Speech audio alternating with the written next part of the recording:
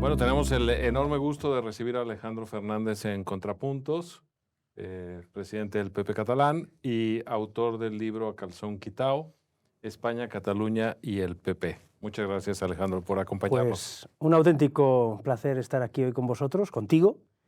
Y bueno, ya hacía días que lo estábamos buscando una fecha y estoy muy feliz de estar aquí. El libro es un ave rara, porque es extraño que un político en activo se atreva a publicar un libro sobre política con nombres y apellidos, que toma posturas, algunas muy firmes, que tiene una propuesta y que, digamos, no tiene miedo de defender unas ideas y sobre todo criticar otras ideas.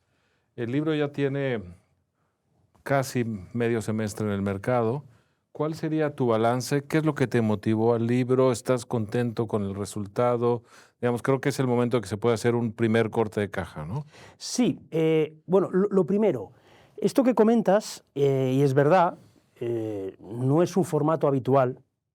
Esto lo explica muy bien Cayetana Álvarez de Toledo en el prólogo, que le agradezco muchísimo, porque además de ser muy generoso, incluso excesivamente, por la amistad que nos une, explica exactamente esto, ¿no? Que el libro es poco común, porque normalmente los políticos cuando escriben o les escriben un libro, suele ser dos formatos, o tres: el de las memorias del que está ya de vuelta de todo, el del recientemente destituido que ajusta cuentas con los que le destituyeron, o aquel que se presenta a unas elecciones y se lo escriben por encargo y es una especie de, me perdonarás la expresión, de onanismo intelectual donde prácticamente el protagonista carece de defectos y es un dechado de virtudes, ¿no?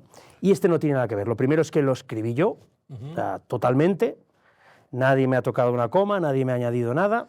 La segunda es que efectivamente ni me dedico, hago autocrítica también de mí mismo, es decir, no caigo en, no es un libro de campaña electoral. Y sí, explico cosas a calzón quitado, como el título indica, ¿no?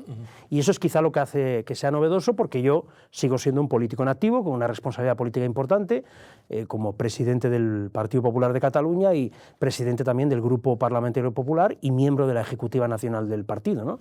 Y por lo tanto, desde ese punto de vista es verdad que ha llamado mucho la atención y ha generado cierta polémica.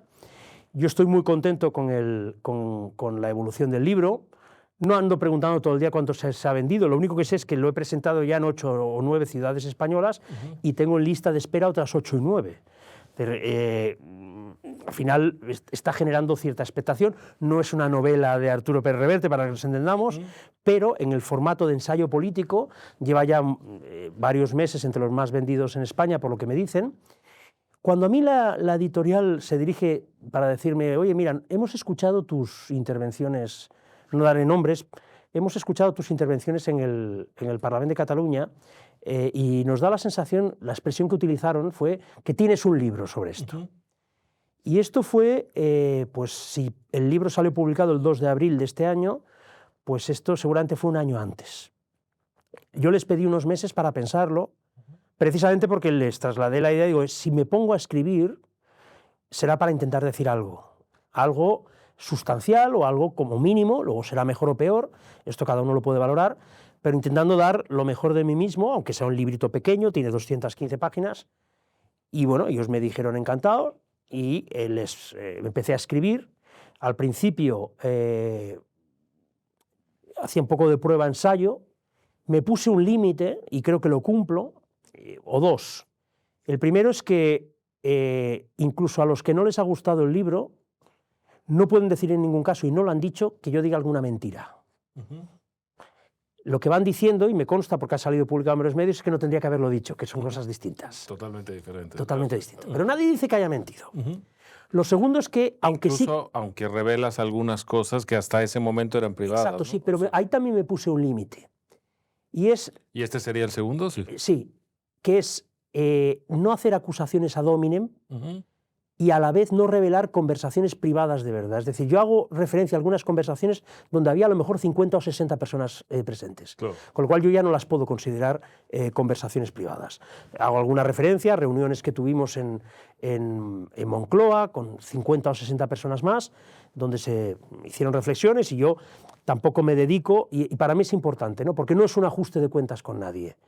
Y además, de hecho, apenas me refiero a la actualidad del día de hoy mismo, sino a una trayectoria de prácticamente 40 años de errores sistemáticos en el planteamiento de la derecha en España con relación a Cataluña. En el prólogo haces una hermosa, yo pienso, referencia a tu familia, a tus orígenes familiares, y cómo el debate político estaba inscrito en la mesa de tu casa entre un padre conservador, que incluso la transición radicalizó su visión conservadora del mundo, y una madre muy a la izquierda, más a la izquierda que el PSOE, ambos asturianos migrantes a Cataluña, ¿no? Y en ese sentido también me interesó mucho el recuerdo a tu padre, que pertenece dentro del mundo asturiano a un universo aún más acotado, que son los vaqueiros, ¿no? ¿Cómo eran esa relación entre tus padres con signos tan opuestos políticamente? Una de las cosas que explico en el libro es que la generación de mis padres nacieron los dos en el 49, mi madre, que afortunadamente aún está con nosotros, pues tiene 76 años recién cumplidos, y mi padre murió con 70, joven, y ahora pues tendría los mismos, ¿no? Es prácticamente la primera generación de vaqueiros que ya se casa con normalidad, o con cierta normalidad, porque todavía hay reserva, con familias del resto de los asturianos, que son la inmensa mayoría, claro, que se les llama xaldos. Los vaqueiros tenían una manera un modo de vida. Hay muchas teorías al respecto. Durante siglos circularon, eran épocas en las que, lo sabrás mucho mejor que yo, ¿no? Se hablaba incluso con exageración de la importancia de las razas, y todo se quería orientar en torno a la raza. Por ejemplo, en el nacionalismo vasco eso ha sido muy importante. Exactamente. En el nacionalismo catalán ha sido más residual. El doctor Robert, etcétera. El nacionalismo catalán ha sido más lingüístico históricamente que étnico o racial. De eso vamos a hablar mucho. Sí. Quizá Quim Torra o ahora Urriols recuperan esa visión etnicista. La mujer de Pujol tuvo comentarios desagradables. Pero no dejaba de representar una parte, o Heribert Barrera. Exacto. Pero era una parte residual. Lo de Asturias es distinto, es decir, en Asturias no ha habido ese nacionalismo. Es para explicar un poquito cómo se orientaba el origen de los vaqueiros. Durante mucho tiempo se obsesionaban en creer que, como vivían apartados y hacían transhumancia entre dos pueblos, uno que solía ser lo que llamaban la aldea de abajo, a unos 800 metros, y luego la del verano, que tenían que abandonar en invierno porque nevaba hasta el techo, a 1500 metros, y se dedicaban a la ganadería, pero también hacían un tipo de comercio absolutamente endogámico entre la comunidad vaqueira, donde iban a Astorga, iban a algunas ciudades, hacían también ese tipo de transhumancia. Siempre se creyó que eran algún tipo de etnia distinta, y había teorías del todo disparatadas. Algunos llegaron a decir que eran vikingos que habían ido a parar ahí, porque además se da la circunstancia, y lo explico aquí, de que hay muchos vaqueiros rosus que llaman ahí, que son rubios con ojos azules y la piel muy rojiza, como mi padre, que no como yo, evidentemente. Y otros que decían incluso que eran de moriscos, había de todo, ¿no? Las teorías más modernas, y que yo, sin ser un experto en la materia, en antropología, empiezo a pensar que debe ir por ahí, es que no era una cuestión racial, sino que al final fue el modo de vida lo que les aisló. Claro, era una endogamia forzada por el trabajo. Exactamente. ¿No? Sí. Y tenían un sistema de funcionamiento, unas montañas concretas donde se movían, y eso provoca que se acaben aislando hasta el punto de que en las iglesias había una separación entre xaldos y vaqueiros, ¿no? Entonces, yo estas historias las conozco, pero porque me las han explicado. Pero es directamente tu familia. O sea, claro. Es directamente. Cuando yo era niño, todavía el sistema vaqueiro funcionaba bien. Hay un punto de inflexión, que es la entrada en la Comunidad Económica Europea en el año 86. Y las reglas sobre el campo, digamos. Exactamente, y sobre la leche. Claro. que provoca que ahora se están volviendo a cambiar, por eso hay conflictos ahí ahora mismo sobre los pastos, los incendios, está pasando de todo, ¿eh? Pero en aquel momento se incentiva la concentración de vacas en la parte baja de Asturias y a estas pequeñas explotaciones de 12, 14, 15 vacas, que era lo que tenía mi familia y lo que tenían todas las familias vaqueiras, prácticamente se las hace inviables. Y entonces la mayoría de jóvenes vaqueiros empiezan emigran a las ciudades, se dedican, muchos hacen de camioneros, como hizo mi propio padre, pero ya en mi generación prácticamente todos. Hay algunos que ahora están volviendo a los pueblos con las vacas, pero se cargan un sistema de vida. Hoy, en rigor, podríamos llegar a decir incluso que no existen los vaqueiros como tal. Y en buena medida más es un parque natural, la zona histórica. Sí. Claro, cuando España entra a la Comunidad Económica Europea, hay que reinventarse. Y claro, ahí se dan cuenta de que hay dos cosas. Aunque en los años 80 ya solo quedaban unos 25 osos pardos en Somiedo, hoy hay unos 300. Continuaba siendo una de las zonas con mayor número de osos pardos de toda Europa. Un paraje asombroso, de una belleza... Son los picos de Europa, las estribaciones. Es otra historia, porque los picos de Europa, toda la zona de Covadonga, siempre ya turísticamente había sido masificada durante mucho tiempo. Claro. Esto es otra historia. Claro. Y todavía no se ha llegado a masificar, y yo espero que nunca lo haga, ¿no? Sí que es verdad que hay mucho turista. Estás haciendo buena publicidad. Sí, ya, bueno, pero es otro formato. Ha habido una cierta polémica allí, porque se acaba de rodar una película en Somiedo, Los Juegos del Hambre, y ha habido como una especie de invasión que los vaqueiros no estaban acostumbrados a este tipo de cosas. Pero lo que te preguntaba es el debate familiar, ¿no? Sí, el debate familiar es un debate, yo tampoco lo atribuiría al hecho de que mi padre fuera vaqueiro y mi madre xalda, ¿no? Yo creo que mi madre viene de una tradición. En Asturias, normalmente, la generación de mi madre, de mis abuelos y tal, eran todos muy rojos. Asturias siempre, por la beta minera, ¿no? Claro, y ha habido siempre una tradición comunista y socialista muy potente. Y además en Asturias la derecha siempre se identificó con un tipo de caciquismo que en Galicia se convirtió en dominante y que controló el poder político manu militari, pero en Asturias no. Claro. En Asturias, al final... En Oviedo, concentrados probablemente en Oviedo. Concentrados en Oviedo, donde es una ínsula barataria, viven allí tal, pero el resto prácticamente todo era rojo, ¿no? Lo explico allí que, aunque en Somiedo luego han gobernado los socialistas, su manera de entender el mundo es profundamente libertaria. Claro, más conservadora de lo que parece. Sí, pero libertaria. No les gusta el gobierno. Claro. Ellos ya funcionaban siempre al margen de los... No querían pagar impuestos, querían poder trabajar a su manera en sus montañas, una relación totalmente desconfiada del poder político. Y entonces yo creo que de ahí le viene a mi padre esa especie de espíritu liberal conservador, pero sobre todo más libertario que conservador. Que en cierto sentido tú quieres llevar a la política española, ¿no? Bueno, es mi manera de entender el mundo. Claro. Es decir, yo en eso, muchas veces lo explico también en el libro, que todo el mundo, y no solo porque nos parezcamos más físicamente, pero por otros muchos detalles, que me parezco más a mi madre que a mi padre, pero sí, yo en eso tengo una visión de la derecha muy norteamericana. Una mezcla de conservadurismo en algunas cosas y de liberalismo en otras. Que en ese sentido no tienes tampoco empacho en reconocer tu filiación ideológica en figuras como Margaret Thatcher o Ronald Reagan, por pensar en dos anglosajones. Sí, y sé que es contraproducente en términos de rendimiento político decir eso, porque aquí todo el mundo, o para hacerse el progre, dicen, no, yo soy del PP, pero me gustaba Olof Palme, o yo qué sé, o alguna gilipollez, con perdón, similar, ¿no? O para no mojarse demasiado, no, pues a mí me gustaba y eligen, no sé, De Gasperi, que parece un hombre neutro, que nunca se metió con nadie, pues entonces ya, y además fue uno de los padres de Europa.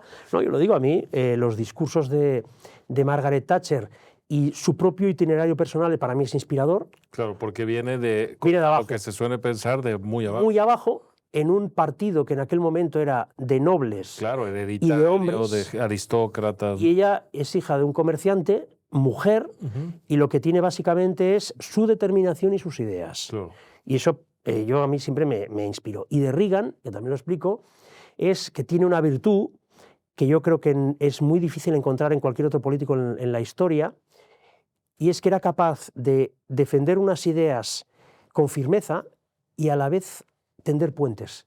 Thatcher no lo hacía. Thatcher le gustaba dejar claro que para ella los socialistas eran el mal. Reagan era capaz de lanzar un discurso derechista pero hacerlo con un tono conciliador. Por eso hay todos estos demócratas reguinianos, ¿no? Sí, sí, exacto. Que es toda una familia Bueno, política. él empezó su trayectoria política en el Partido Demócrata, pero Claro. bueno, como todos, en aquel momento todos los actores venían de allí, ¿no? También de Reagan dices que una de las grandes ventajas es que tenía un programa muy simple que se podía sintetizar en 2 o 3 consignas. Sí. Hay una entrevista que hice una vez de él que le preguntaron cuál era su plan para derrotar al comunismo. Y él contestó: nosotros ganamos, ellos pierden. Que no suena mal, ¿no? Es una sencillez maravillosa. Claro. En el libro también cuentas que siempre tuviste vocación política, contrario a lo que muchos políticos reconocen, ¿no? Y que desde chico quisiste ser político. ¿Tienes algún recuerdo puntual en donde aparece esa vocación o ya se materializa en tu vida? ¿Lo tienes asociado a algún momento de la infancia, por ejemplo? Hay algunos, mira, no lo puse en el libro. En el año 83, fíjate, que yo tenía 7 años, mi padre fue a un mitin en Huesca, vivíamos en aquel momento en Huesca, y fue a un mitin de Fraga. Y Huesca en aquel momento tenía 35.000 habitantes, era capital de provincia, pero era un pueblecito. Y sigue siéndolo, en cierto. Sí, ahora tiene 50.000, pero sigue siendo una ciudad muy pequeñita.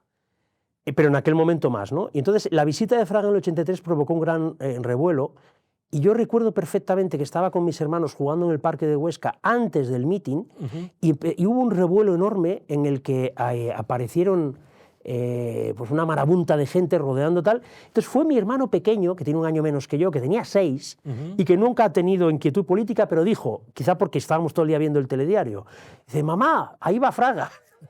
Curioso, porque tenía menos 5 años, ¿no? Sí, no, 6, tenía 6 y yo 7. Eso es.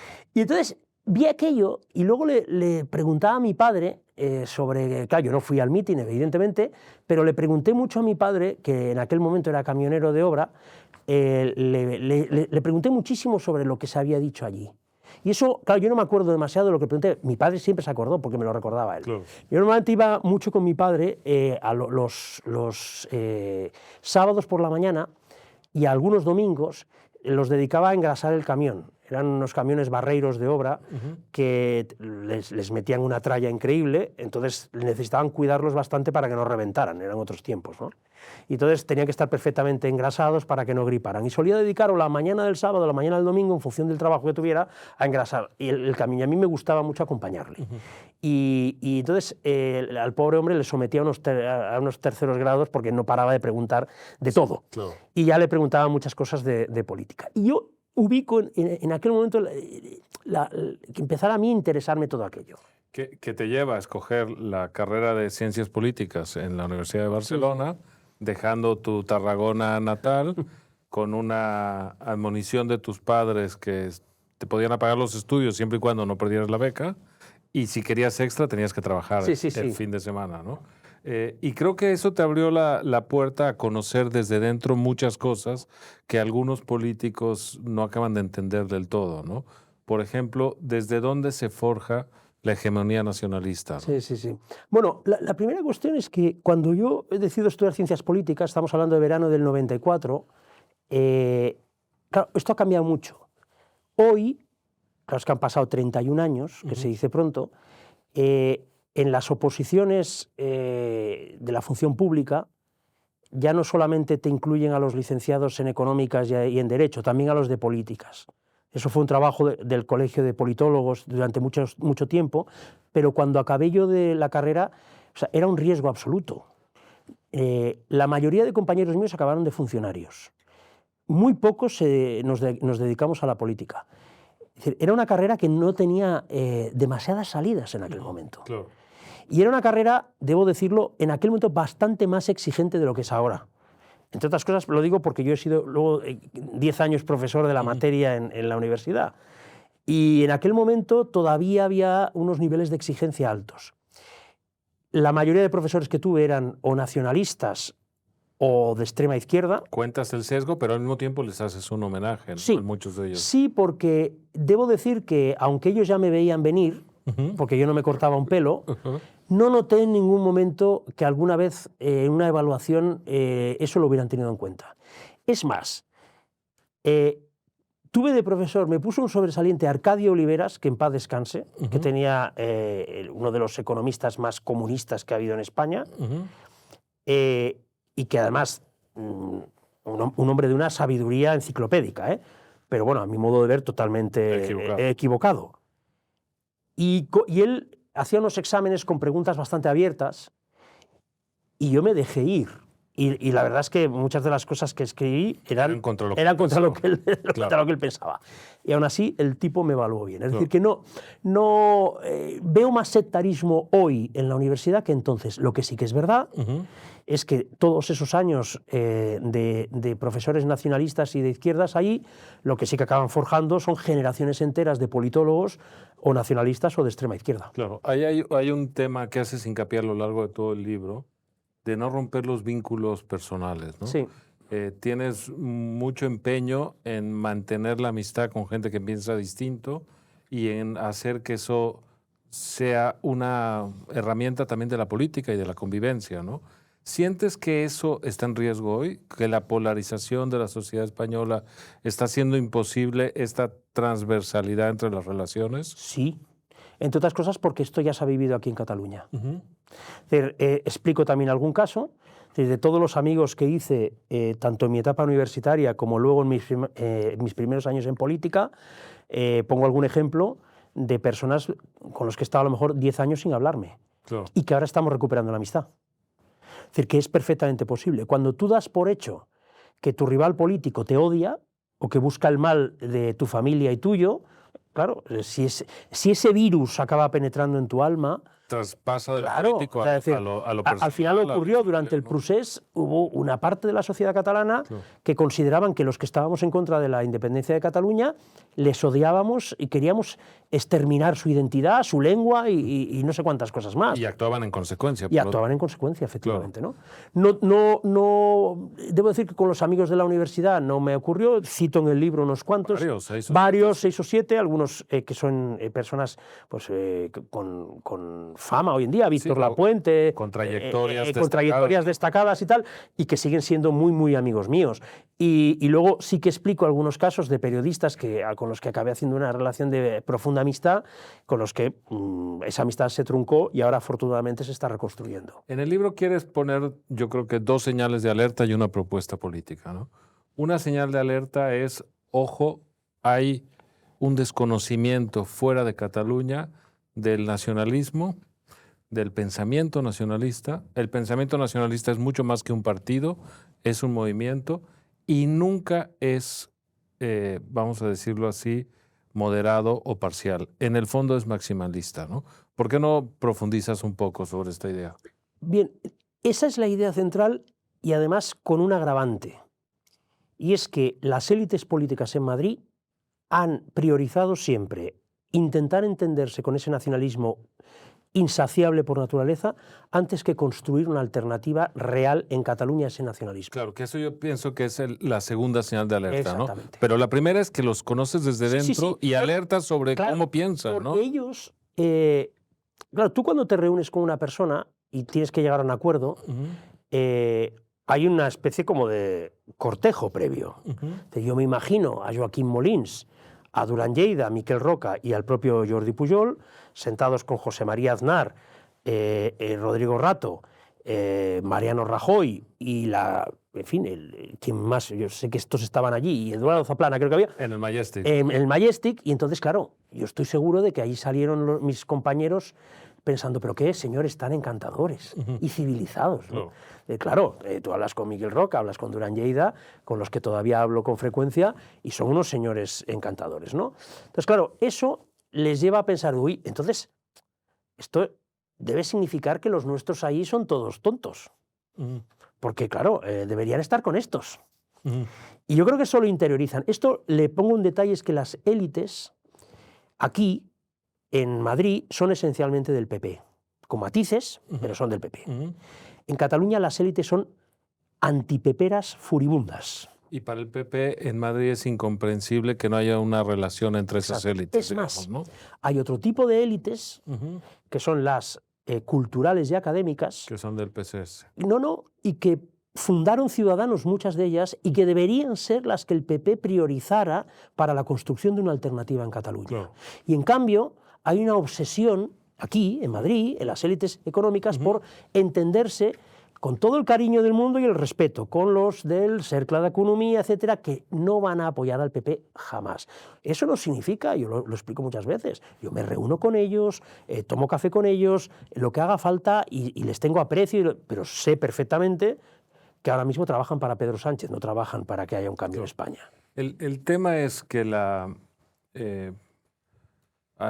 política española está sujeta a los acuerdos con el nacionalismo, salvo cuando hay mayorías absolutas de los dos partidos hegemónicos, y en ese sentido tu propuesta es a contracorriente de lo que se solía pensar antes del pacto del Tinel, y es que es necesario pactar con el nacionalismo moderado. Y tú lo que vienes a decir es, uno, no existe el nacionalismo moderado, y dos, ese modelo ya se agotó porque no quieren pactar con nosotros. Efectivamente. Pero no solo se ha agotado por eso, es que los pasos que se tenían que dar en el desmembramiento de España como Estado en Cataluña ya se han dado todos, solo queda uno, la independencia. Al final, si quieres seguir pactando con estos, al final es para regalarles la independencia. Entonces, el otro día en una intervención que tuve en Gerona lo explicaba. El sistema que ha operado en España de bipartidismo imperfecto durante los últimos 40 años ha sido un sistema que al Partido Popular le ha permitido gobernar 15 años con una mayoría absoluta de Aznar, con una mayoría absoluta de Rajoy. El Partido Socialista tuvo 3 mayorías absolutas. Y luego, cuando no hay mayoría absoluta, efectivamente, como explicas, pues se recurría al llamado nacionalismo moderado, que, como reconozco muchas veces, moderado no lo ha sido nunca, pero sí que como mínimo se comportaba con una, al menos retóricamente, con un discurso de voluntad de construcción y modernización de España desde Cataluña. Así es.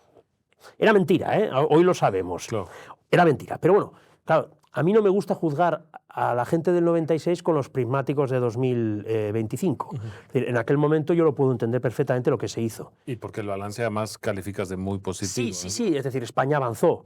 España avanzó y en un país tan inestable como España y con tanta conflictividad, pues podríamos decir, algunos hablan que sí, los 40 años de la Restauración, pero resulta que los 40 años de la Restauración vinieron después de haber perdido las pocas colonias que nos quedaban, no fueron años especialmente brillantes, fueron años de estabilidad, claro, pero no de brillantez. No, y de mucha corrupción política y de mucho... Los años desde la transición hasta la crisis política actual no solamente son años de estabilidad o de cierta estabilidad, sino que además son años, en algunos casos, brillantes para España. Duda. Muy brillantes para España. Entonces eso hay que valorarlo. Desde Hispanoamérica te lo decimos, era el modelo a seguir para nosotros. Entonces, claro, cuando eso se acaba, es muy difícil salir de la zona de confort.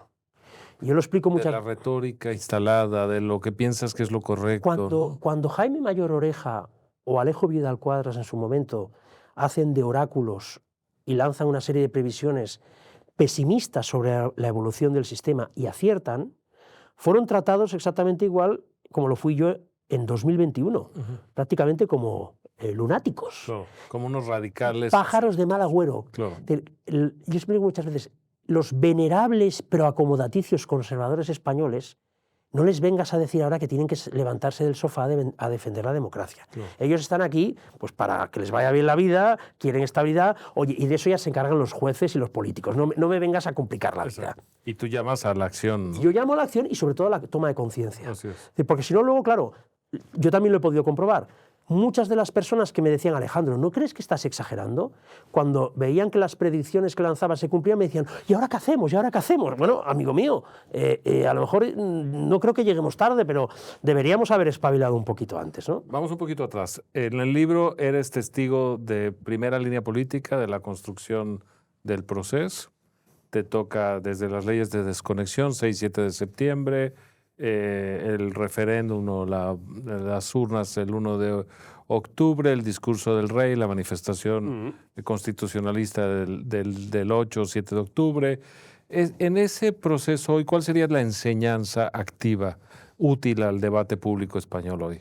Bueno, tú que lo viviste claro. en primera fila, ¿no? Y lo padeciste. Bueno, pues precisamente a lo que me refería, a no caer en el autoengaño y a la nostalgia. Porque una de las cosas que le ocurre, y lo digo a calzón quitado a mi partido, es que como el sistema que hemos vivido en 40 años ha sido exitoso, a veces no se quiere aceptar que se ha acabado y que hay que adaptarse a una realidad nueva. Y entonces se inventan conceptos como el PSOE bueno o el Junts bueno. Como digo siempre, ¿hay socialistas honestos y buena gente? Sí. ¿Hay un PSOE bueno? No.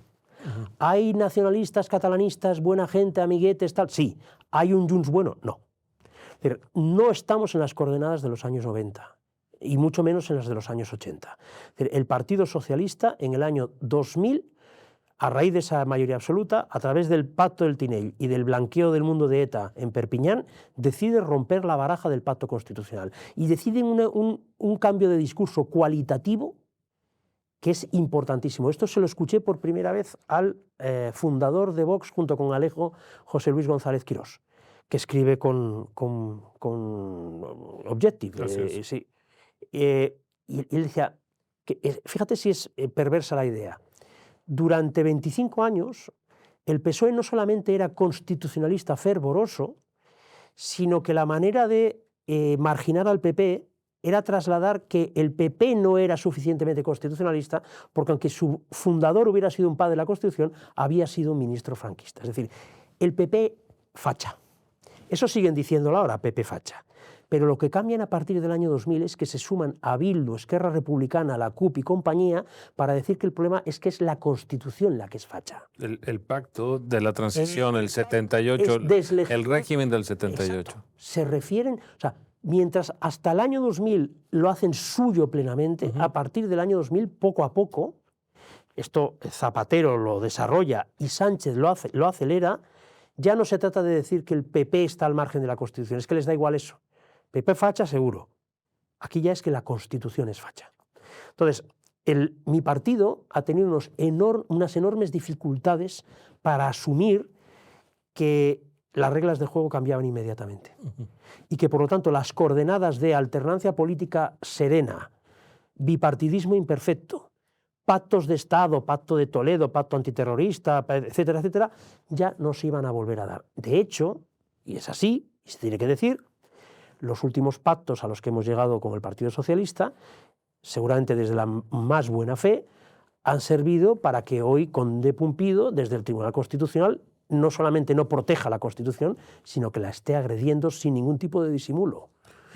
El peligro de esa postura, que puede ser razonable en términos intelectuales, es con quién estableces la continuidad del régimen del 78. Con los españoles. Pero es buscar una mayoría absoluta que será muy difícil de obtener. Ya, ¿no? pero es que eso ya lo decide la gente votando. Aznar, lo dices como estrategia política Aznar y como tenía una frase que yo siempre la repito: primero se gana y luego se pacta, nunca al revés. Hoy siempre parece que tengas que plantear tu proyecto político asumiendo que no te diriges a los españoles sino a tus potenciales socios. Claro. Y si te veas en la comunicación, en los medios de comunicación, siempre sale la relación del PP con Junts, la relación del PP con el PNV y la relación del PP con Vox. Cuando lo esencial tiene que ser cuál es nuestro proyecto para España. Oye, nadie daba un duro por la mayoría absoluta de Aznar del año 2000, que es muy distinta a la del año 2011, porque la del año 2011 tiene que ver con el derrumbe del zapaterismo por la crisis económica y las medidas draconianas que la Unión Europea le impone a Elena Salgado. Y que además lo metía en una contradicción de sentido absoluto. En cambio, la mayoría absoluta del año 2000 tiene que ver con algo esencial primero, y es que los españoles trasladaban su voluntad de pasar página al guerracivilismo en España, y lo segundo es más importante, que venía de un programa político que también tiene carencias, lo sé, porque a mí hay algo... Oye, yo sé que Aznar tuvo aciertos y errores como todo ser humano, pero que había sido un programa político elaborado a conciencia, con una voluntad reformadora de España. Sí, hay una idea en todo tu libro de que la política debe ser la ética de la convicción, volviendo a las categorías de Max Weber, y mucho más importante que la ética de la responsabilidad, ¿no? Es decir, que hay que poner sobre la mesa unas ideas e intentar llevarlas a la práctica, y que además no solo es lo lo que corresponde en términos morales o de ética política, sino que además es lo más eficaz. Sí, esto que es una frase que también utiliza Cayetana, yo sé perfectamente que la demoscopia es un instrumento que debe tener un político a su alcance y además intentar interpretarlo con la mayor sabiduría posible. Es más, lo explico en el libro, la ciencia política, de hecho, parece cada vez más orientada a las técnicas de investigación social que al pensamiento político. Así es. Es así.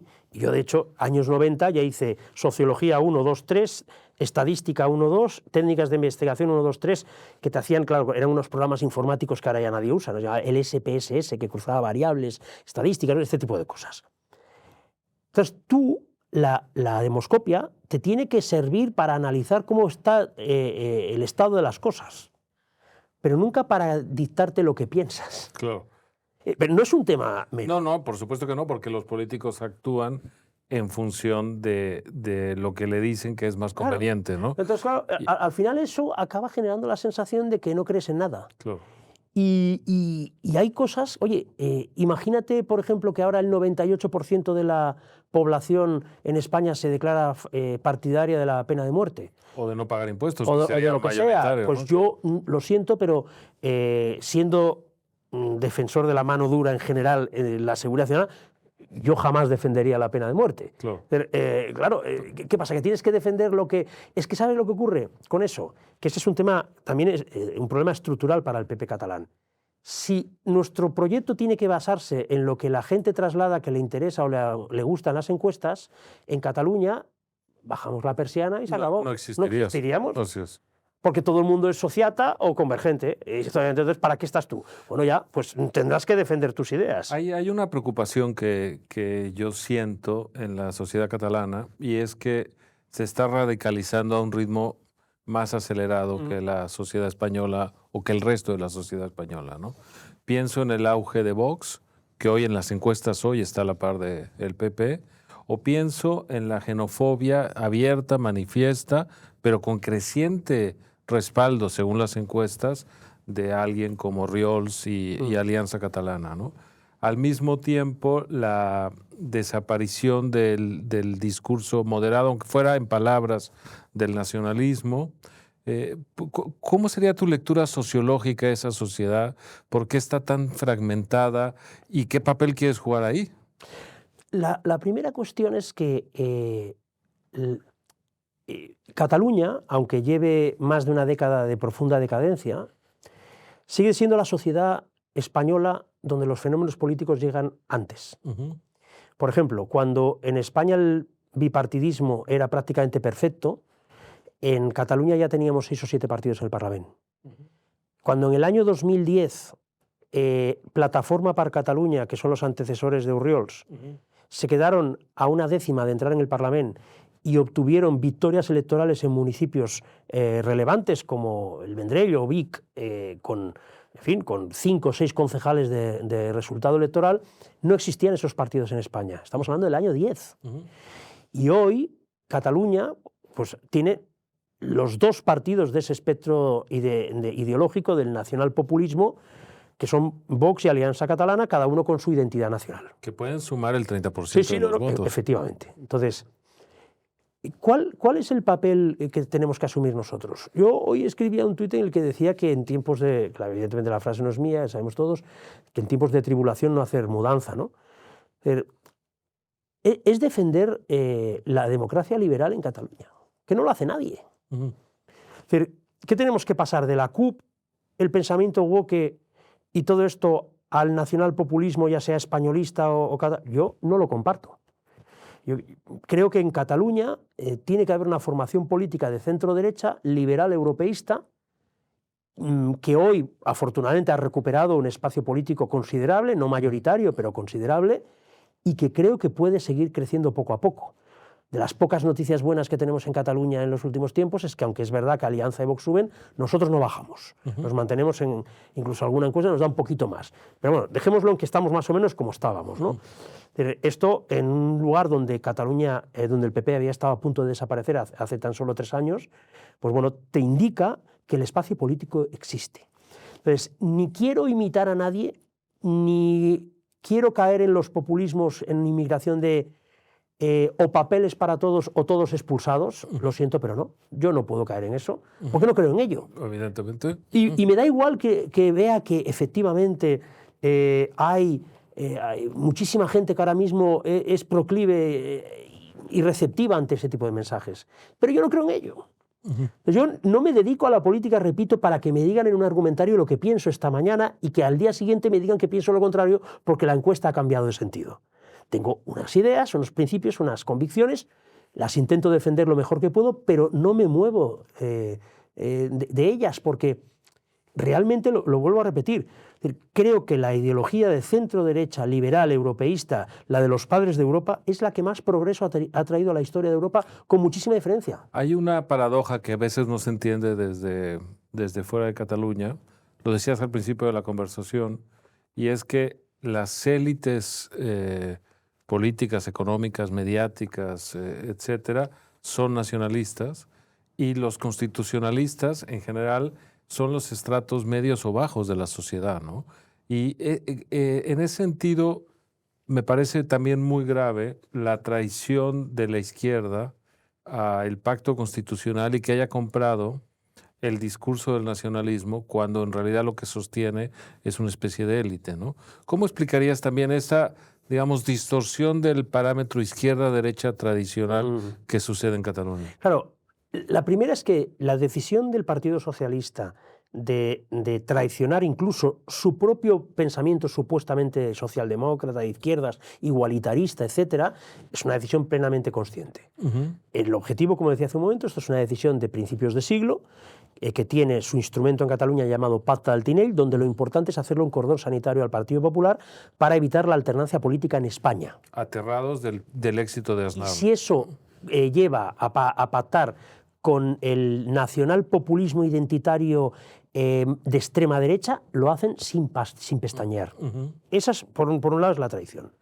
La segunda es que efectivamente las élites económicas liberales en Cataluña que habían apoyado a Pujol en su momento, en ningún caso acaban ellos deciden hacer de bomberos pirómanos. Meten la gasolina para el fuego del Prusés y luego vienen a pedirle a España que les resuelva el problema. Claro. Después de mover las sedes de sus corporativos, ¿no? Exactamente, pero no solamente eso. Que después de encender el fuego, no solo piden que te lo apaguen desde fuera, sino que quieren cobrar por ello. No está mal la estrategia. No, Dios dijo hermanos, pero no primos. Exacto. Tontos no son. Exacto. Eso se ha demostrado. Y además, entre otras cosas, no son tontos porque les pagan. Yo cuando me refiero a lo de las élites, es que el concepto de élite no tiene por qué ser solo económico. Hay élites, repito, intelectuales y académicas, incluso culturales, musicales, de todo tipo en Cataluña, que están en el embrión del nacimiento de Ciudadanos y que le dan impulso a ese proyecto. Yo creo que el Partido Popular debe acercarse más a esa gente y dejar de obsesionarse con aquellos que no nos van a apoyar nunca. Repito, no nos van a apoyar nunca.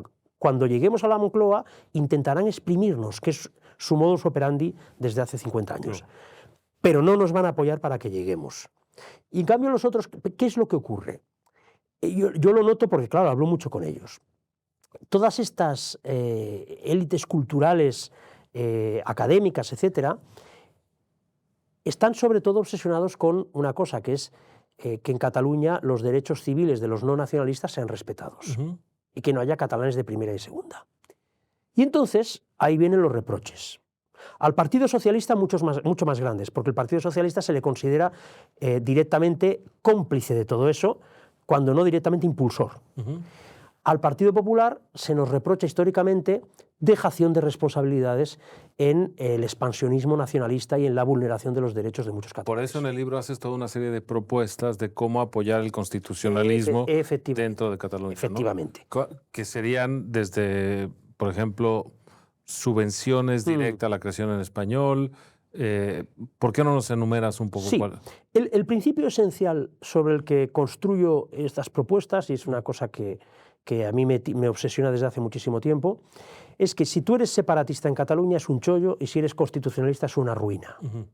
Si eres separatista tienes al gobierno de Cataluña a favor. Becas, sistema mediático. Todos los medios de comunicación a tu favor, todas las subvenciones a tu favor, todas las grandes entidades catalanas a tu favor, y encima te hacen la pelota en Madrid para ver si te seducen. Claro. Que ese es tu gran coraje adicional, además, Por claro. favor. En cambio, si eres constitucionalista, no solamente te desprecian en tu tierra y te tratan como un paria, no tienes ningún tipo de apoyo económico, no tienes absolutamente nada, y encima te miran con recelo en las élites madrileñas preguntándose, oye, ¿por qué no ganamos en Cataluña? Claro. Hombre, pues precisamente porque os dedicáis a apoyar al otro. Claro. Claro, es que eso funciona así. De hecho, ese es el gran asunto del libro. Hay muchos, en solo 200 páginas. Pero es que lo tenía que decir o reventaba.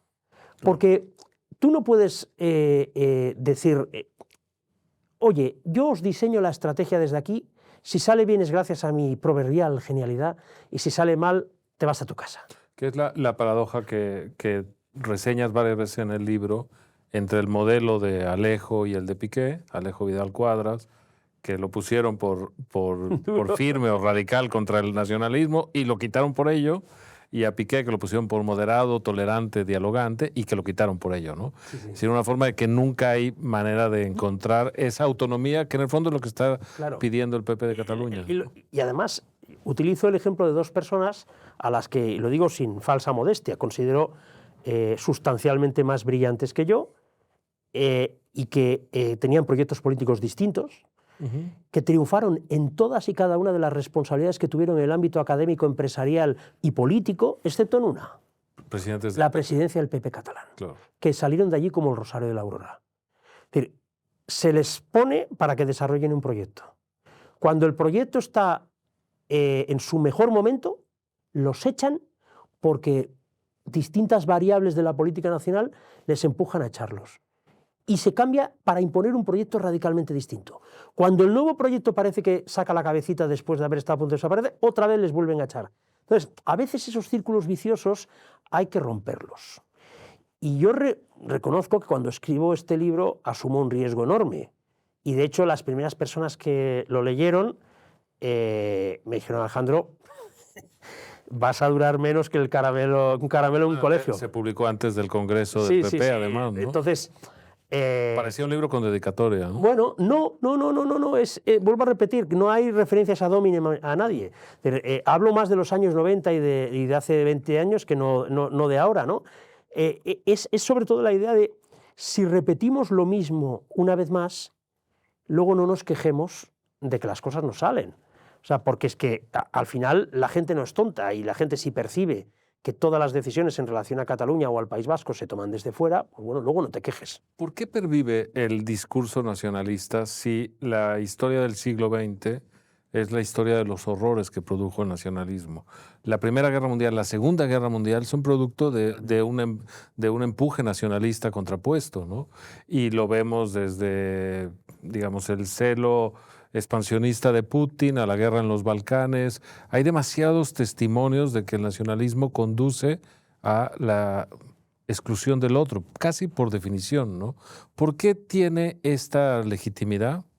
¿Por qué es hasta necesario ser nacionalista para sobrevivir en Cataluña? ¿Por qué tiene este beneficio de la duda permanente? ¿Y por qué no se ha logrado partirlo, desacreditarlo, demostrar con los hechos su raíz en el fondo xenófoba? Pues porque la primera es... Son tres preguntas, pero todas rigurosamente cierta, y además lo explico muchas veces y lo comparto plenamente. Es decir, la Unión Europea es el proyecto de la derrota del nacionalismo. Así es. Así de sencillo. Es decir, es la idea de que, para que nos entendamos, uno, la lengua no determina la nación. Dos, pueden convivir distintas identidades y distintas lenguas en un mismo Estado sin que entre en guerra con otro. Para que nos entendamos, Alemania no es donde se habla alemán. Ya sabemos quién pensaba eso, ¿no? Exactamente. Porque entonces, claro, si crees que Alemania es donde se habla alemán, consideras que Alsacia y Lorena son tuyas, que Austria es tuya, que medio Polonia es tuyo, y que el sur de Dinamarca es tuyo, y que media Chequia... Exactamente. Entonces, eso para empezar. Es la derrota del nacionalismo. Y de algún modo, la España de las autonomías, con el reconocimiento de lenguas cooficiales en Galicia, en el País Vasco, en Cataluña, es también la idea de que España tampoco es uniforme y puede tener varias lenguas, etcétera, etcétera. Yo creo que la clave esencial de por qué en el resto de Europa, hasta ahora, que vuelve el nacionalismo con mucha fuerza, pero durante 40 años o 50 años, es porque evidentemente allí en la Segunda Guerra Mundial el derrotado fue el fascismo. Y en España siguió un régimen fascista. Y entonces, de manera completamente errónea y sin advertir de las amenazas que había por detrás, se acaba considerando que todo el mundo que iba en contra del franquismo, aunque lo hiciera a través de unas ideas carpetobetónicas y tan nacionalistas como las del propio Franco, aunque fueran en otra identidad nacional distinta, que eran por definición modernas y que debían ser integradas en el espacio político. El antifranquismo es un elemento de legitimidad del nacionalismo periférico. ¿Cuáles serían otros? Porque me parece una idea que tiene tal vigencia y tal fuerza que no solo puede estar anclada en eso, ¿no? Pues mira, yo estoy absolutamente convencido de que la razón es esa. Fundamentalmente viene de ahí. Para mí viene de ahí porque, como lo explico muchas veces, no hay anticatalanismo en las élites madrileñas. Es al revés. Hay un fervoroso deseo de ser engañados por algún astuto nacionalista durante 40 años. Así es. Llega al punto de que se creen modernos por darle a Jordi Pujol el premio al español del año. Creían, y algunos siguen con esos esquemas, que llevarte bien con el PNV, que es un partido, por cierto, y cabe decirlo, que tiene un órgano de dirección llamado el Euskadi Buru Batzar, que nadie sabe cuándo se reúne, que nadie sabe quién lo compone, que por lo que yo he leído, no sé si es cierto o no incorporó a mujeres hasta hace poco, es decir, la cosa menos democrática del mundo, y eso es lo moderno. Bueno, y que siguen defendiendo la ideología de Sabino Arana, que es peligrosísima. Pues eso es la modernidad. O sea, que caerle bien a Aitor Esteban, para que nos entendamos, mola. O sea, si tú quieres molar, le tienes que caer bien a Aitor Esteban o en su momento, yo que sé, a Durán Lleida. Hay otro elemento que a mí me llama la atención, que quizá no respondamos o que sea difícil, y es que, claro, el nacionalismo catalán es un nacionalismo básicamente lingüístico. Sí. Es decir, la lengua es el motor de la identidad y es el que regula todas las aspiraciones, ¿no? Al mismo tiempo hay un orgullo de esa lengua, número de hablantes, se defiende que es la 7ª, 8ª lengua en la Unión Europea, se suman a toda la población de Baleares, de Valencia y de Cataluña, más Andorra, etcétera, y te dan una cifra de 10, 12 millones, y al mismo tiempo hay una enorme inseguridad y sentido de minusvalía frente a la vigencia del español, sus 600 millones de habitantes, su importancia económica, lengua materna de la mitad de los catalanes.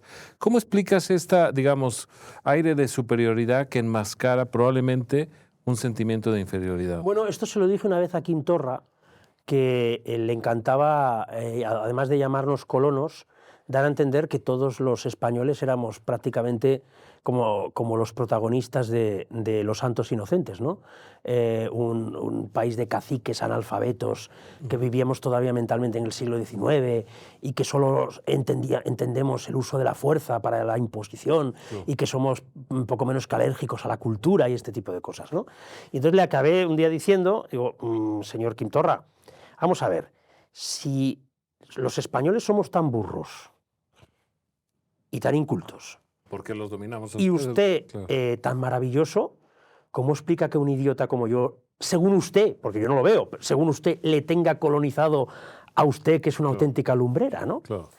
Normalmente, en cualquier nacionalismo hay siempre una mezcla de complejo de superioridad y a la vez de inferioridad. Pero en la lengua es muy claro, ¿no? Es muy claro porque, por un lado, efectivamente... El catalán es maravilloso, de historia, por supuesto. Yo le decir, en relación a otras lenguas, y hay debates sobre eso, cabe decir una cosa, yo le he dicho muchísimas veces, la producción literaria que tiene el catalán históricamente en las lenguas minoritarias en Europa es probablemente la más notable de todas. Sin duda. Y tiene clásicos universales, ¿no? Efectivamente, es algo extraordinario. Pues, y 1000 años de continuidad. Es extraordinario. El problema es que no tiene que estar en competencia. Pues porque ellos entienden que solo puede quedar uno, como en la película de Los Inmortales. Claro. Entonces, es una visión completamente falsa, porque lo primero que están diciendo es, ya no solamente quiero que hables en catalán, sino que te exijo que no hables en español. Pero además Yo esto lo vivo, yo en las redes sociales muchas veces vuelvo a Tarragona y son los momentos de Barcelona a Tarragona que aprovecho para leer los mensajes que envían, ¿no? Y hay mucha gente, yo normalmente cuando intervengo en el Parlamento, primero que intervengo en la lengua que me da la gana, solo faltaría, vas de una a otra. soy un hombre libre, ¿no? Sí. Pero sí que es cierto, y se lo digo, y les molesta, digo, mira, cuando intervengo en una temática que me interesa mucho que en el resto de España entiendan lo que digo también, no solo en Cataluña, pues por supuesto que lo hago en español, solo faltaría. Claro. Cuando tengo muy claro que, o la persona con la que me dijo, entre nosotros hablamos en catalán habitualmente, yo tengo muchos amigos con los que hablo en catalán. O es una cosa puntual, local. Con mi suegro hablo en catalán más que en español, por poner un ejemplo. Bueno, pues no les basta con eso. Te exigen que es que no quieren escuchar en el Parlamento de Cataluña el español. Claro. Entonces dices, con esa visión, lo que vas a acabar provocando es que muchísima gente le acabe pillando manía a esto e identifiquen el catalán con una sola ideología. Y cuando te dicen, no, es que ¿por qué ahora habláis en español? No, yo, escucha, ¿cómo que por qué hablo en español? Bueno, se está viendo en los índices de uso cotidiano del catalán que se ve como el instrumento del poder, de la escuela, del gobierno, de los medios oficiales, y la gente se refugia en lo más rebelde que es el español. Y luego hay una cosa que demuestra que en el fondo no es amor al catalán, sino obsesión por el Estado catalán, que son temas distintos. Yo tengo clarísimo que, bueno, las lenguas, por lo que dicen, todas desaparecen un día u otro. Bueno, todas evolucionan, cambian y mueren, ¿no? Y mueren. Pues acabará pasando lo mismo con el español y con el catalán. Pues sí. Ahora, ¿cuándo ocurrirá? Yo no lo sé. ¿Cómo se comunicarán los seres humanos de aquí a 500 años? No lo sé. Hay una película de Denis Villeneuve, que se llama The Arrival, La Llegada, que habla precisamente de cómo pueden llegar a comunicarse los seres humanos, incluso utilizando el lenguaje a través del tiempo. Es como una especie de evolución de los emoticones. Es una historia, no la explico bien, ¿eh? Yo recomiendo siempre la película, pues es una película maravillosa. Y dices, bueno, ¿cómo se comunicarán los seres humanos de aquí a 500 años? Con el cambio tecnológico tan brutal que estamos viviendo. Vete a saber, vete a saber. Entonces, no te obsesiones con la desaparición del catalán o la desaparición del español y disfruta de tu vida, hombre. No seas un amargado. Si amas tu lengua, úsala, disfruta de ella, consume productos culturales en la lengua que te dé la gana y deja en paz a la gente. Yo básicamente lo veo así. Con otra cosa que es que traiciona una historia de la propia cultura en español en Cataluña, también de muchos siglos, y que tiene figuras destacadísimas.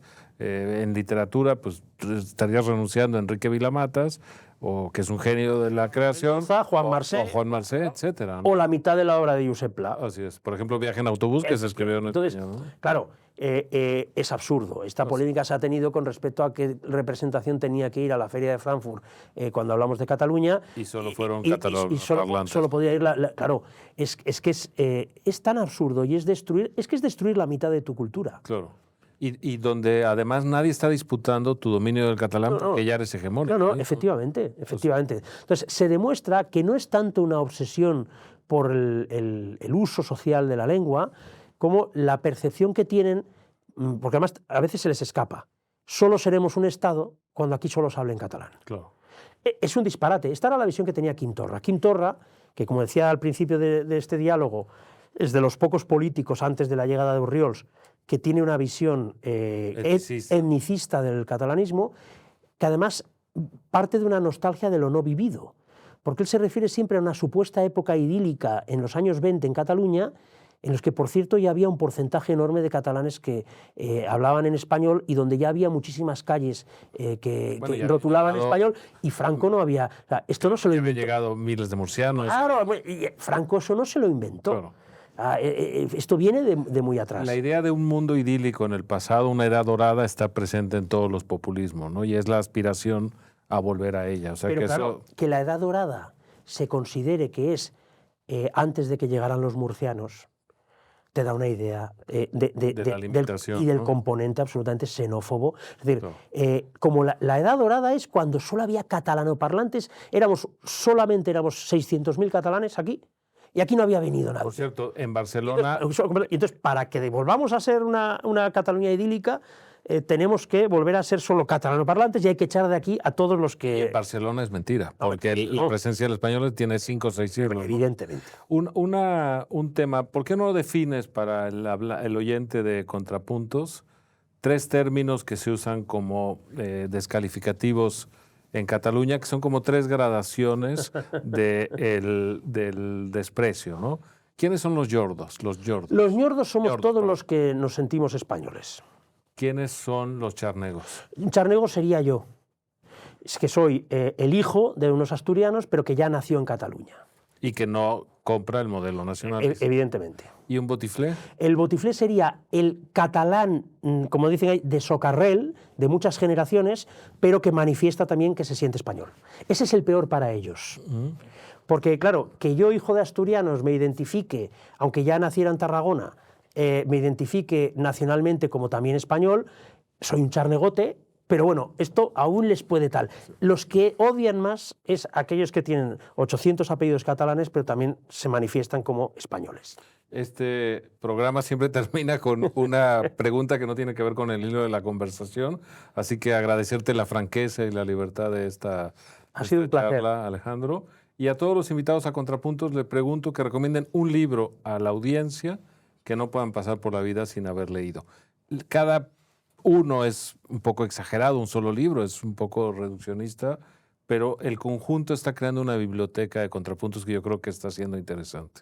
Pues seguro que lo han citado en otra ocasión, porque además es un clásico y a veces también se acaba convirtiendo en un tópico, pero como no deja de ser la autobiografía de Stefan Zweig, en la que se centra sobre todo en cómo ve él un mundo que funcionaba y se desmorona y se convierte en lo que acabó siendo el nazismo, pues El mundo de ayer de Stefan Zweig. No lo han recomendado, así que nos quedamos con esa nostalgia de un mundo sin pasaportes, sin fronteras, multilingüe, abierto a la ciudadanía, que es lo que defendía Stefan Zweig. Exactamente. Pues muchas gracias. Creo que acabamos muy bien. Eso es, muchas gracias.